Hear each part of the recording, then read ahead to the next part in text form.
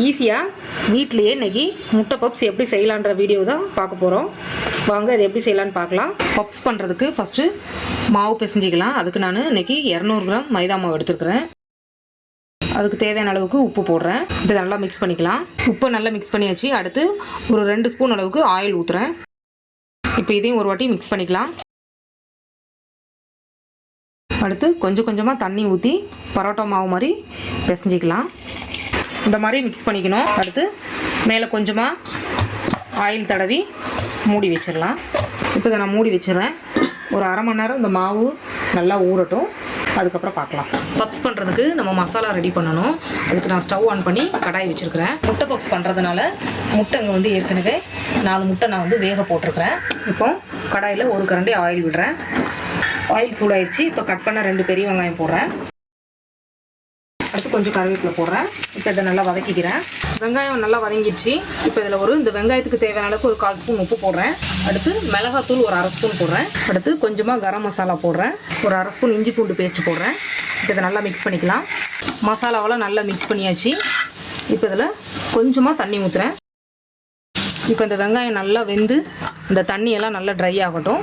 இப்போ வெங்காயத்தில் உள்ள தண்ணியெல்லாம் நல்லா ட்ரை ஆகிடுச்சு. அவ்வளோதான். நான் இப்போ ஸ்டவ் ஆஃப் பண்ணிடுறேன். நமக்கு மசாலா ரெடி ஆகிடுச்சு. அடுத்து மாவு ரெடி பண்ணிக்கலாம். மாவு மிக்ஸ் பண்ணி வச்சு அரை மணி நேரத்துக்கு மேலே ஆகுது. மாவு நல்லா ஊறிட்டு இருக்குது. இப்போ பப்ஸுக்கு தேவையான அளவுக்கு நம்ம உருண்டைங்களை தனித்தனியாக எடுத்துக்கலாம். இந்த மாதிரி 5 உருண்டையாக உருட்டி எடுத்தாச்சு. இப்போ அதுக்கு மேலே லைட்டாக ஆயில் தடவிக்கலாம். மாவு வந்து தேய்ச்சி எடுத்துக்க போகிறோம். ஃபஸ்ட்டு இந்த மாதிரி கவுண்டர் டாப்பில் கொஞ்சமாக ஆயில் அப்ளை பண்ணிக்கிறேன். மாவை எந்த அளவுக்கு மெலிசாக நல்லா இந்த மாதிரி தேய்க்க முடியுமோ அந்த அளவுக்கு தேய்ச்சிக்கணும். அடுத்து திரும்பவும் இதுக்கு மேலே ஆயில் அப்ளை பண்ணணும். பண்ணதுக்கப்புறமா இதை வந்து அப்படியே மடித்து விடணும். திரும்பவும் இந்த பக்கம் இப்படி ஒரு மடிப்பு மடித்து இந்த பக்கமும் இந்த மாதிரி மடித்து வச்சுக்கலாம். இது மாதிரி எல்லாத்தையும் அழகாக ரெடி பண்ணி வச்சுக்கலாம். ஃபஸ்ட்டு நம்ம இஷ்டம் தான். மாவு வந்து கட்டையால் தேய்க்கிறதா இருந்தால் தேய்ச்சிக்கலாம். இல்லைனா இந்த மாதிரி கை வச்சு கூட நல்லா விரித்து விட்டுக்கலாம். கை வச்சு பண்ணுறதுக்கு கஷ்டமாக இருந்ததுன்னா பூரிக்கட்டையை வச்சு நம்ம தேய்ச்சிக்கலாம். கொஞ்சம் லைட்டாக ஆயில் வந்து தடவிக்கிட்டோன்னா ரொம்ப வசதியாக இருக்கும். இப்போ ஃபஸ்ட்டு இப்படி ஒரு மடிப்பு மடிச்சுட்டு திரும்ப இந்த மாதிரி ஒரு மடிப்பு மடிச்சுக்கணும். அடுத்து திரும்பவும் மேலே கொஞ்சம் ஆயில் தடவிட்டு இந்த மாதிரி ஒரு மடிப்பு.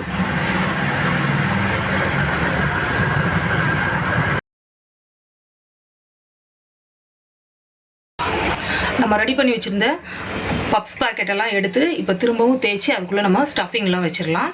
இப்போ கொஞ்சமாக மாவு போட்டுக்கிறேன். இப்போ இதை வச்சு ரொம்ப பொறுமையாக இதை நல்லா ஸ்ப்ரெட் பண்ணி விடலாம்.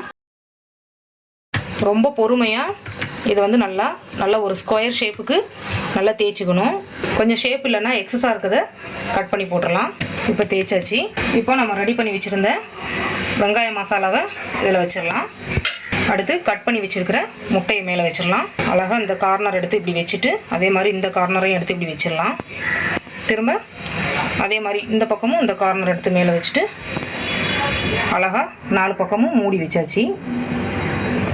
இப்போ இது நமக்கு பிரிஞ்சு வராது. இதே மாதிரி எல்லாத்தையும் ரெடி பண்ணிடலாம். பப்ஸுக்கு நம்ம எல்லாம் ரெடி பண்ணி வச்சாச்சு. இப்போ நம்ம இதை வந்து பேக் பண்ண போகிறோம். அதுக்கு இங்கே ஸ்டவ் ஆன் பண்ணி கடாய் வச்சுருக்கிறேன். அதில் ஒரு ஸ்டாண்ட் வச்சிடறேன் உள்ள. அடுத்து உள்ள ஒரு பிளேட் வைக்கிறேன். உள்ள ஒரு பிளேட் வச்சாச்சு. இப்போ நம்ம ரெடி பண்ணி வச்சுருந்த பப்ஸ் எல்லாம் எடுத்து வைக்கலாம். இப்போ இது மேலே லைட்டாக ஆயில் தடவிக்கலாம். இப்போ இதை மூடி வச்சாச்சு. அடுப்பை வந்து நான் வந்து மீடியம் ஃப்ளேமை விட கொஞ்சம் கம்மியாக தான் வச்சுருக்கிறேன். கரெக்டாக இது ஒரு 30 நிமிஷம் நல்லா பேக் ஆகட்டும். அதுக்கப்புறம் நம்ம ஓப்பன் பண்ணி பார்க்கலாம். இப்போது முட்டை பப்ஸ் வந்து ரெடி ஆகிருக்கும். பாருங்கள், கலர்லாம் நல்லா சேஞ்ச் ஆகிட்டுருக்கு. அதுதான் இப்போ நான் ஸ்டவ் ஆஃப் பண்ணிடுறேன். சப்போஸ் இந்த மாதிரி கலர் சேஞ்ச் ஆகலைன்னா ஒரு 10 நிமிஷம் எக்ஸ்ட்ராவாக பேக் பண்ணுங்கள். அப்போ கரெக்டாக பேக் ஆகிடும். இப்போ வந்து இது வந்து நல்லா ஆறட்டும். ஆறுனதுக்கப்புறமா நம்ம வந்து இந்த கடாயிலேருந்து பிளேட்டை எடுக்கலாம். சுட சுட சுவையான முட்டை பப்ஸ் ரெடி. சூப்பராக முட்டை பப்ஸ் ரெடி ஆயிடுச்சு. டேஸ்ட் வந்து ரொம்ப ரொம்ப நல்லாயிருக்கு. கண்டிப்பாக இதே மாதிரி ட்ரை பண்ணி பாருங்கள். எல்லா பக்கமும் ஈவனாக நல்லா பேக் ஆகிட்டுருக்கு. இந்த வீடியோ பிடிச்சதுன்னா லைக் பண்ணி ஷேர் பண்ணி கமெண்ட்ஸ் பண்ணுங்கள்.